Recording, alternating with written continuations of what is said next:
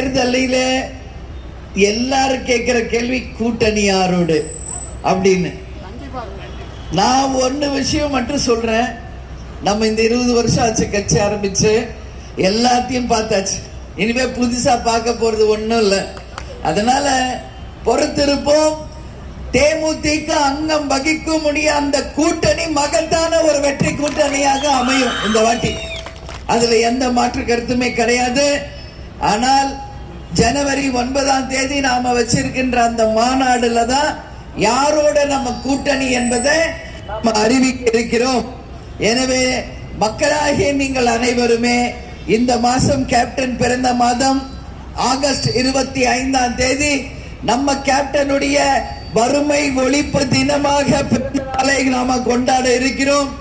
எப்பொழுதுமே கேப்டன் நமக்கு என்ன சொல்லிட்டு போயிருக்காரு, இயன்றதை செய்வோம், இல்லாதவர்க்கு நம்மளால என்ன உதவி செய்ய முடியுமோ அது மக்களுக்கு நாம் செய்து கொண்டே இருக்கணும் அப்படின்னு. அதனால இந்த வறுமை ஒழிப்பு தினத்துல பல்வேறு நலத்திட்டங்களை தலைமை கழகத்தில் செய்ய இருக்கிறோம்.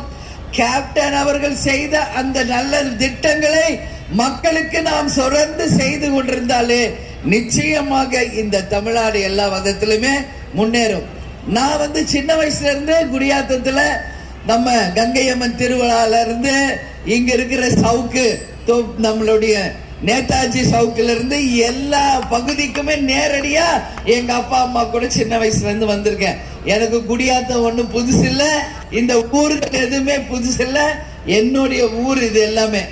அதனால நான் என்ன சொல்றேன்னா, இங்க எனக்கு தெரியும் லுங்கியும் பீடி தொழிலும் தான் சிறப்பானது.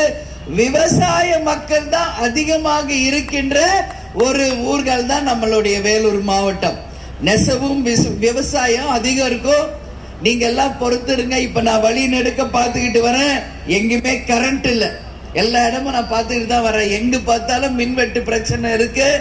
நிச்சயமாக தொழில்கள் பாதிக்கும், வியாபாரங்கள் பாதிக்கும், விவசாயம் பாதிக்கும். அது மட்டும் இல்லை, இன்னைக்கு தமிழ்நாடு முழுக்க சட்டம் ஒழுங்கு பிரச்சனை ஒரு கேள்விக்குறி. செயின் ஸ்நாச்சிங் நடக்குது, கற்பழிப்புகள். இதுக்கு எல்லாமே காரணம் என்ன?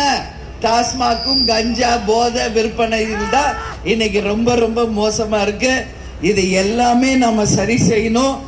ஃப்ரெண்ட் ஆக்கிக்கோங்க. தந்தி டிவியின் சப்ஸ்கிரைபர்ஸ் அண்ட் ஃபாலோவர்ஸ் குடும்பத்துல நீங்களும் இணையுங்க.